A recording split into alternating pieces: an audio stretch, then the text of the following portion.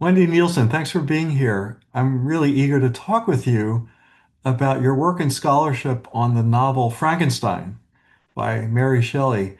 And I really wonder, why is this such an enduring story? There have been multiple versions in film, anyway, of this novel. And why is it that this novel interests you so much? Oh, well, thanks for your question, Tony. So, I hear you asking about what attracted me to Frankenstein.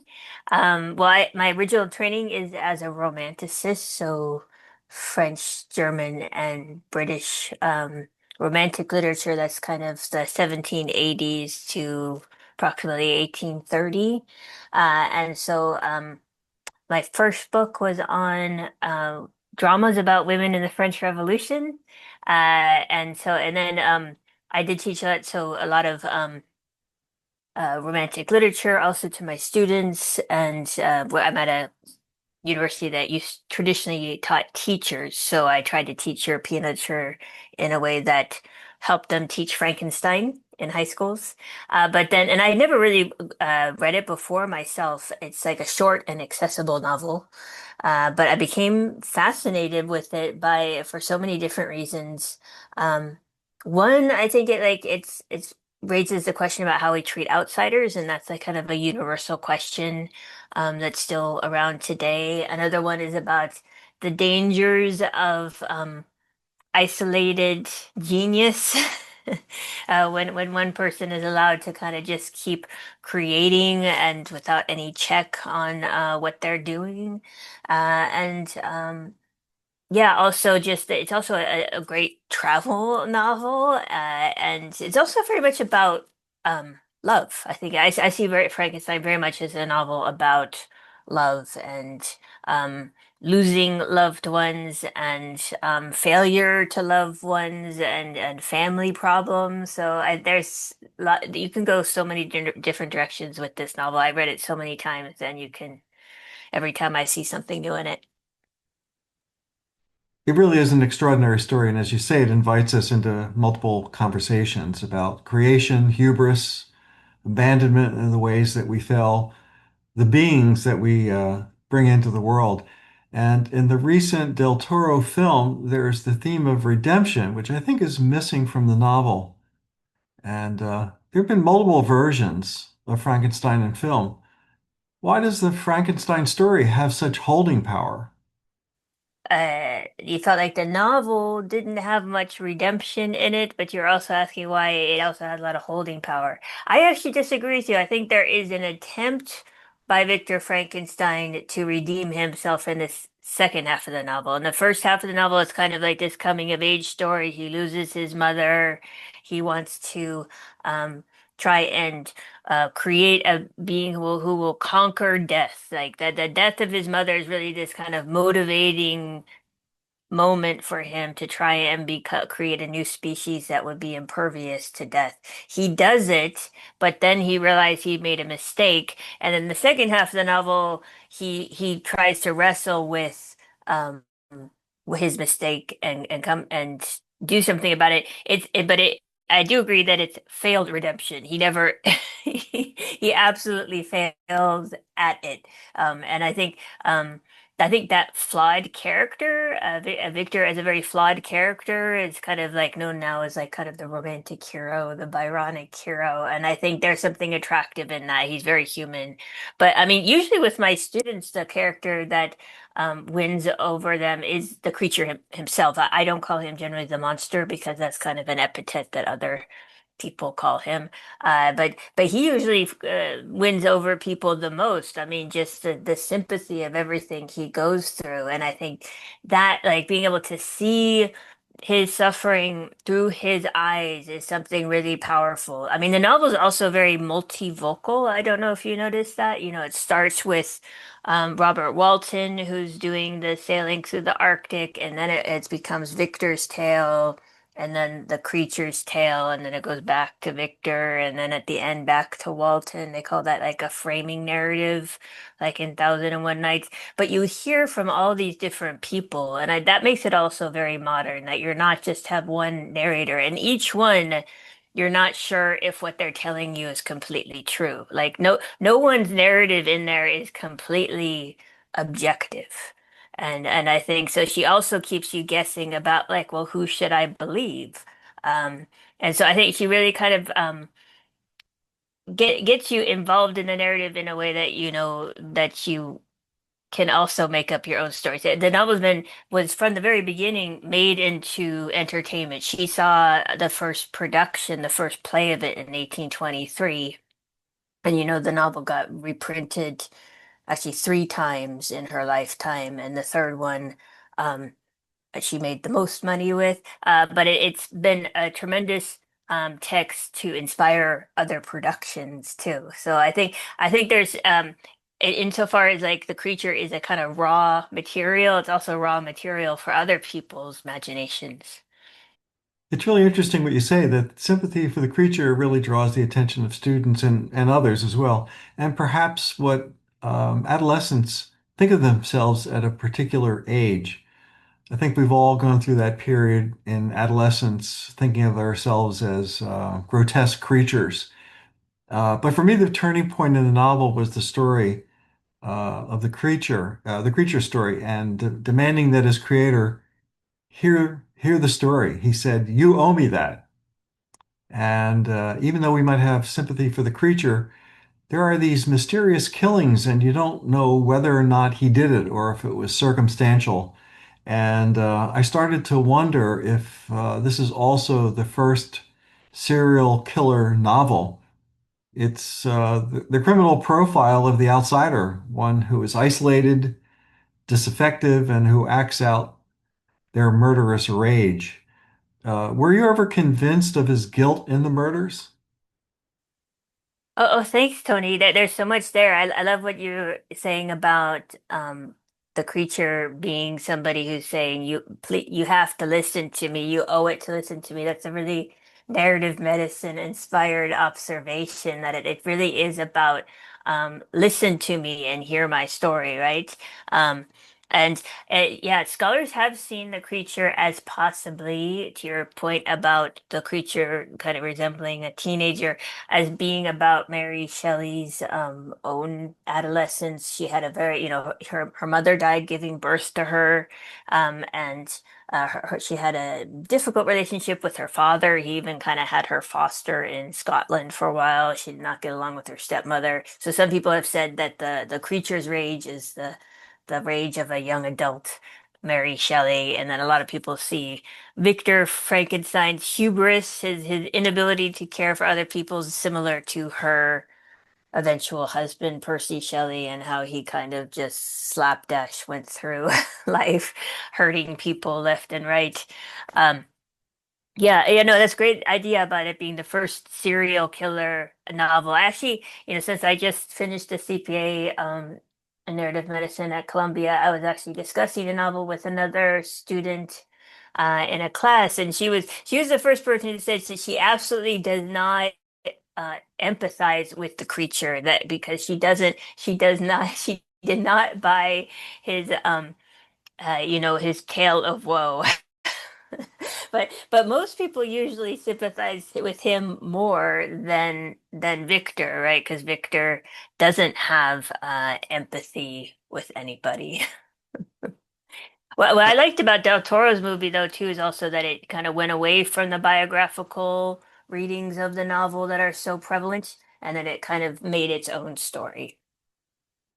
In the 1933 film, the creature was more of a monster, sympathetic, perhaps misunderstood, but really grotesque. And the novel itself seems like it's almost written in a different language, the language of Romanticism, very florid and articulate. Can you talk about that, the style of writing?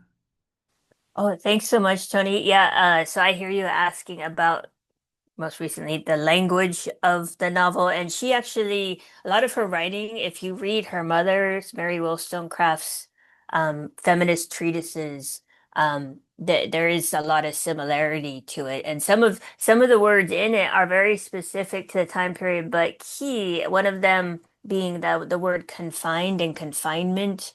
So like in chapter 3 of the novel where he creates the creature, he keeps talking about he being confined and even talks about labor. So some people read the novel as a pregnancy in reverse. Like he creates the creature and then he goes into this confinement, which in romantic terms is actually refers to being pregnant, right? So it's this kind of male pregnancy story, which brings me to your question about the James Whale 1931 film. Yeah, that film I think is important. It for me, especially in interpreting what the creature does to Elizabeth, like because we need to talk about women and their absence in the novel. Um, it's remarkable that for a novel by a woman that Elizabeth gets so sidelined and it's mostly about male characters. You can actually see the initial letters that Robert Walton writes to his sister. His sister is Margaret Saville, right? And so that means that her maiden name is Walton. So you can see the initials there, Margaret Walton Seville, Mary Wollstonecraft Shelley. She kind of inscribes herself in the novel, but she's also talking about the silencing of women. You could say that the way that Elizabeth there, but the scene I'm referring to in James Whale's Frankenstein is where the creature comes in and attacks Elizabeth, and she kind of falls back on the bed. So that makes it almost, especially in the context of the 1930s, look like a rape. Uh, and there's a great book called Black Frankenstein by Elizabeth Young, and she argues that James Whale's films, particularly Bride of Frankenstein, contextualize the creature as a person of color. There's a lot of readings of the novel of the creature as a person of color, and that a lot of the kind of scenes where the villagers are chasing him as akin to lynching. And in that reading, then we could see the creature's kind of attack of Elizabeth in her bedroom as a kind of comment on miscegenation. The creature trying to, uh, yeah, have sex with a white woman, in other words. And in fact, um, Boris Karloff was Anglo-Indian. I don't know if you're aware of that too. So there's a lot of interesting readings of the novel when you start to see through James Whale's as well. What I really loved about Del Toro's film is that it made very clear, very obviously, that Frankenstein is the monster. Even at one point, the creature says to him, "You are a monster," right? And he's the one who kills that other guy who's not in the novel, the uncle character who funds him. He kills him and blames it on the creature. He actually shoots um the his brother's fiance. He causes his brother's death. So it's like very, very clear that it's Victor that's the monster. Um and then also, it's interesting with Wales's film, most people often refer to the creature as Frankenstein. I mean, that should be his name if he were claimed by his creator, which he's not. But like, it's very clear also Del Toro kind of is making Frankenstein the monster. So I love that. I didn't pick up on the fact that the creature isn't named. He's somehow put together, not exactly born. And then, as you say, he's not named, which in many ways I think now makes him even more of a sympathetic character. And to compound his misery, because of how he was made by Victor Frankenstein, he's unable to die a natural death. And the novel suggests that he's going to commit suicide to stop his own pain. In the novel, it's suggested that he will commit suicide. Yes, Right. that he said he's going to burn himself on a pyre, but we never see him do it. The story has so many intertextual allusions and reminded me of the first noble truth in Buddhism that life is suffering. And if we don't achieve enlightenment or we can't die, then life is a form of hell. And so the novel is suffused with the suffering caused by grief, regret, and isolation. Oh, thanks so much for that, Tony. Yeah, no, I absolutely agree with you that the novel's about grief and it's about yeah, how can you go on living when you're grieving. I mean, another biographical thing with Shelley is that, she had three children, only one of whom lived. And maybe four. Actually, it might be four children, and but she only one of them lived, and like I think she had already lost at least one child by the time she started writing Frankenstein at age 16. And so that she had grown up without her own mother. And so like, yeah, there's this idea of grief is like, it's very, very permeable in the novel. And, um, yeah, to your point of like, I think the idea of living forever as well is like this notion of like, I think it is, yeah, how do you live without love too? I think is the very kind of enduring notion of because like not only does he have to live forever in the movie, but that nobody loves him. Like living without anybody to love you is also this kind of hell for the creature. Um and I thought Del Toro, yeah, depicted it perfectly. I mean, in American culture, we often think of the Bride of Frankenstein in kind of kitschy terms, but it actually is a really key part of the novel. I think it's like a key turning point. It's at that point that the creature decides to go nuclear, right? He decides he's going to kill Elizabeth, he's going to kill all his friends. And also Victor's reasons for not giving him the companion are also somewhat racist. Like he's fearful of reproduction. Like what's going to happen if you two like, have kids, they're going to take over the earth. It's this kind of, which is very much about like AI nowadays, this kind of fear of the singularity. Like, if I let you live and make the next generation of all-powerful beings, you're going to destroy me. So like the love issue is not just a sad issue. It's like a key almost key issue for life because like one of the definitions of life is the ability to reproduce. So in the romantic idea of the monster was that they were kind of like they were hybrid beings and they thought that they were like, is it donkeys or mules that are hybrid beings that can't reproduce? Like I always get them mixed up. But that as a hybrid being, the monster would not be able to reproduce. So that's why there's this idea that he has to have a companion to reproduce. He couldn't reproduce with just anybody. He would have to have another creature like himself. And the creature, this strange hybrid, was isolated and he wanted a companion. He wanted love and connection. And there's also the echo of the issue of slavery and racism. And I can't remember the exact timeline in Great Britain, but I think they stopped the slave trade sometime in the early 1800s.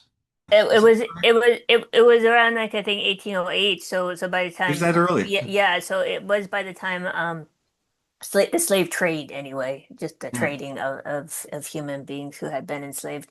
But there would have still been enslaved people, and she also had a friend in the U.S. who tried to have like a, compassionate plantation in I think it was Tennessee, and this friend failed at it, and so but then when it failed she freed her slaves, but she made them move to Haiti. There was very much this idea in the 19th century that um, people of African descent and people of European descent could not live together. They could not live side by side. So that's like when the creature says he has to go and live in South America all by himself. It's from this idea that they could not live side by side. There's also some convincing scholarship that shows that she took a lot of the stereotypes about the creature from travel travel logs and histories of people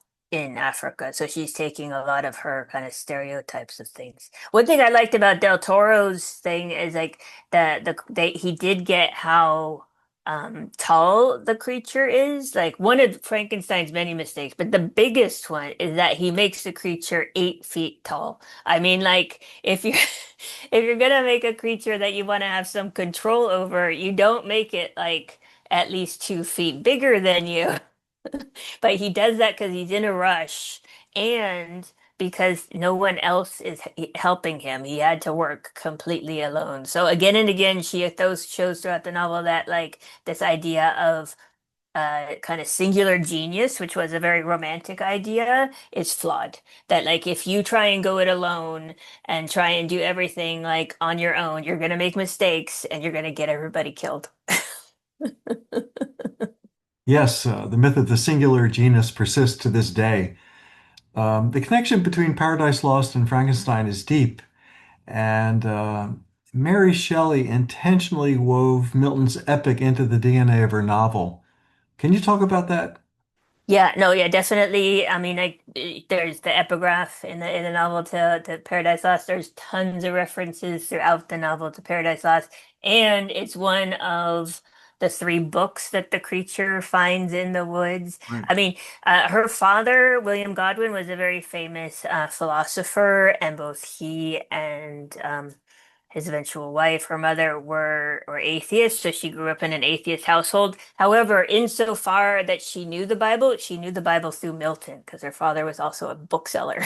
So, so like, yeah, Milton stands in for the Bible in the novel. And so, like, one question a lot of scholars have in the novel is who, because obviously the creature is the kind of Adam figure and Victor is the God figure. So that means who is Eve? Right? Is it Elizabeth Eve? The most interesting interpretations of that question are that perhaps the creature is Eve. That like both that there's kind of queer readings of the novel that see the creature as trying to get love from Victor, right? That like not in like a homosexual way, but like that is the main love relationship of the novel that he's trying to say, love me, right? And like you could even like, in the period they were kind of obsessed with the idea of Indian widows burning themselves on the pyre with sati. And so his at the end where he says he's gonna burn himself on a pyre, it's also like he's Frankenstein's widow at the end, right? Um, and I think they do show, Del Toro does kind of show that in the movie with the very touching scene at the end where the creature forgives Victor Frankenstein. That's something that never happens in the novel, but like actually is kind of satisfying at the end that there is this kind of moment where he he forgives him and that you kind of I felt like a sense of closure for the creature that you never get in the book that he actually has forgiven Victor and so I don't know what you thought. I kind of like the what I thought of was the sentimental ending of the film, in which the creature forgave his creator. He forgave Victor, and I suppose if we live long enough, we can do that with our parents. We can forgive their problems in raising us, and as we come to appreciate our own vulnerabilities, our own imperfections, we can then hopefully, forgive our parents for, quote, what they've done to us. And especially if we screw up our own children in certain ways. But in the postscript of the Del Toro film, it said, what recourse do we have but to live? How do we live with the pain and anxiety and the disappointments of life and having the questionable gift of knowing that we're going to die? And so, what do we focus on? Do we focus on the anxiety of death, or do we focus on life? And they're both present in our imagination. So how do we find a balancing act between these two issues? Oh, I like that, Tony. Do we focus on death or do we focus on life? Um, Shelley was definitely obsessed with the idea of reanimation, and she even wrote in her journals, I think they might have had it in the film too, this idea of the idea of bringing the dead back to life. I think any of us who've lost a loved one have that fantasy of bringing them Yeah. back to life in some way. And I think she also invites the notion of life and death as a kind of continuity.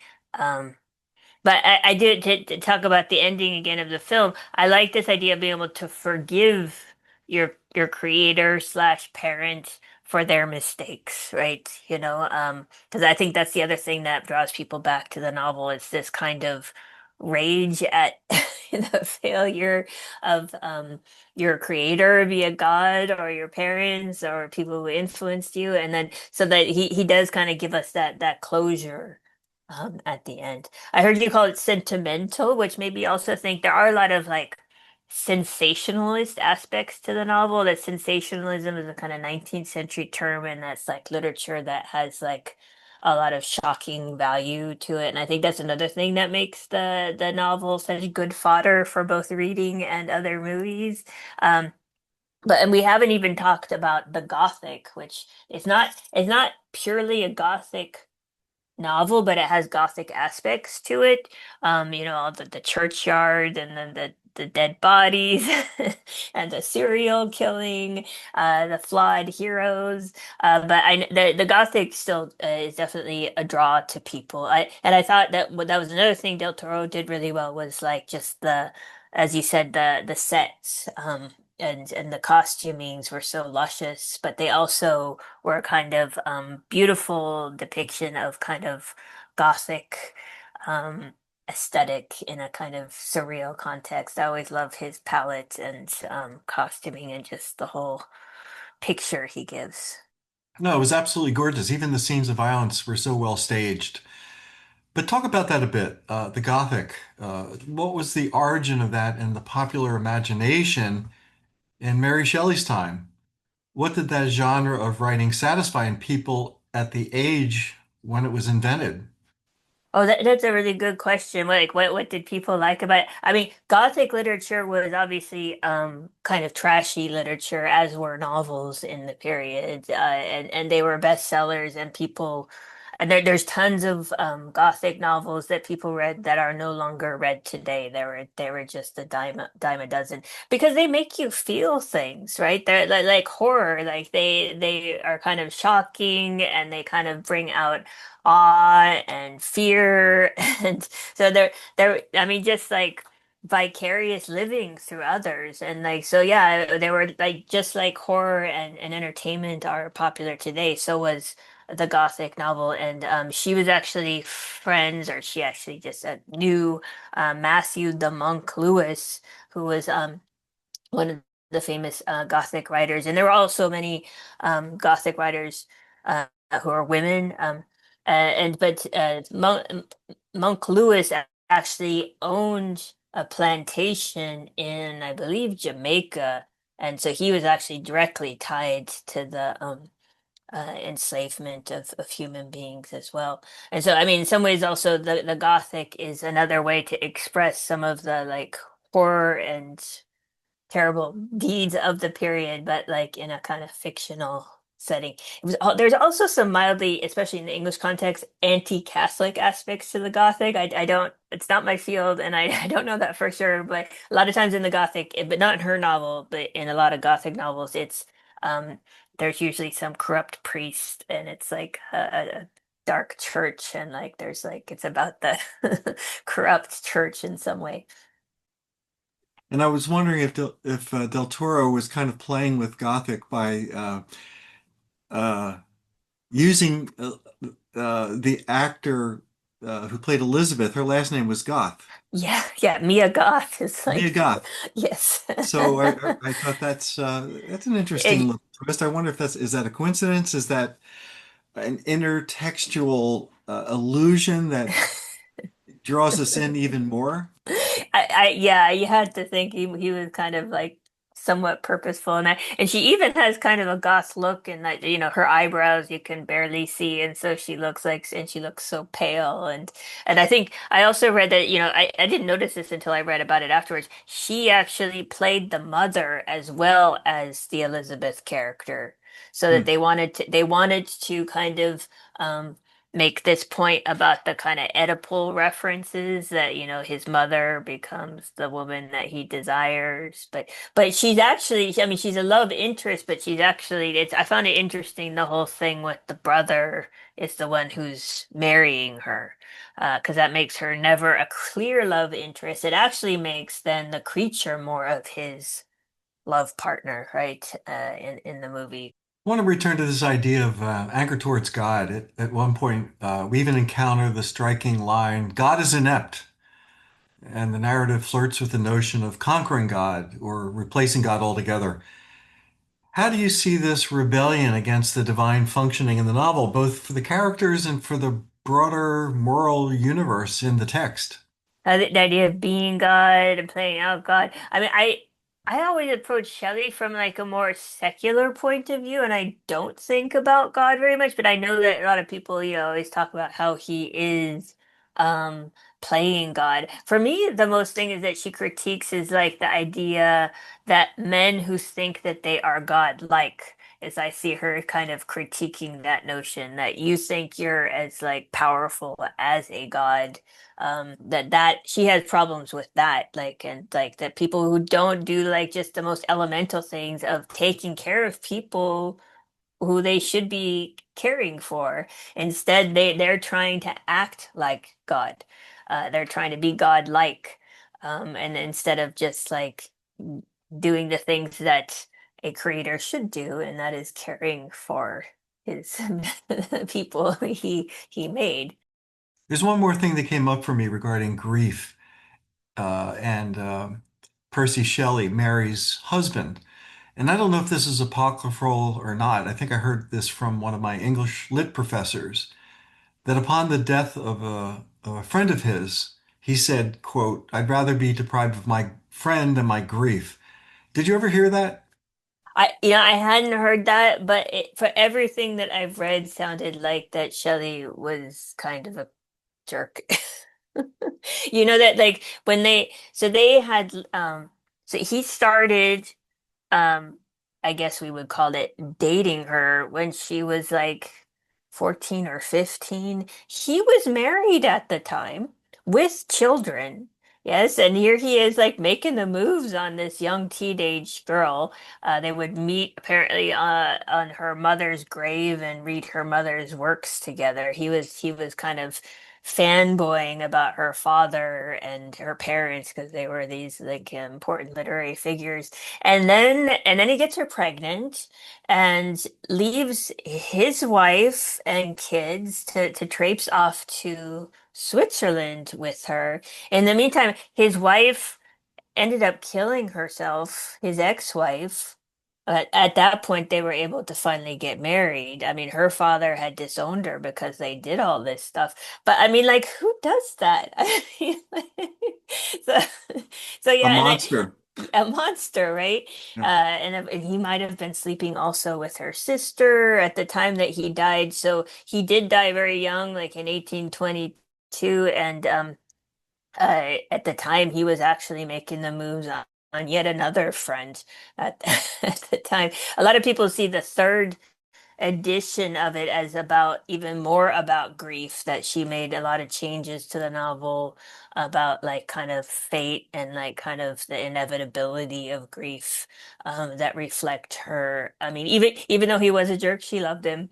uh about the inevitability of people leaving you. So like this is a woman who like outlived everybody pretty much in her life, and like it was heartbreaking for her. So I see the novel as kind of about that kind of heartbreak, and also the need to care for people. Yeah, it makes me wonder too if one of the influences was, well, ever-present death during that period. Children Yeah. had a low mortality rate, or a high, yeah, low Yeah. mortality rate. Death was kind of expected. You know, t today we think of it more as a failure. Doctors have a problem, dealing with death, thinking that, maybe they could have saved this person. So we don't really have, even now, a very evolved notion of death. We don't, it doesn't sit easily with us. And, I was also thinking about, it reminded me of Stephen King, Mm, Pet Cemetery. mm, I think the cat that keeps coming back. And that reminded me of a beloved cat of mine that died, and I really wanted to dig it up and look at it again. Very goth, in some ways. So I think the novel really touched me in terms of, well, not only life experiences with dealing with untimely deaths, but also fantasies of that, of getting people back in your life that have passed on. This makes me wonder about whether one of the novel's deeper influences is the ever-present reality of death during that period. Childhood mortality was high, and death, especially untimely death, was something families kind of expected in many ways. And today we tend to view death as a kind of a failure, and physicians often struggle with it, feeling that they should have been able to prevent it. And culturally, we still don't have a very evolved idea or comfortable relationship with mortality. And reading the novel, Stephen King's Pet Cemetery with the cat that keeps returning from the dead, that brought up a memory of my own beloved cat who died, and how in my grief I had the impulse to dig him up just to see him one more time. So it was kind of gothic, but also very human. And so the novel touched me not only because of my own experiences with untimely loss, stories that I've heard in my own family and also what I've experienced, but also because it stirred up those deeper fantasies, the longing to bring back the people we loved and lost, the ache of wanting one more moment with them. It made the emotional stakes of the novel feel very immediate and very personal.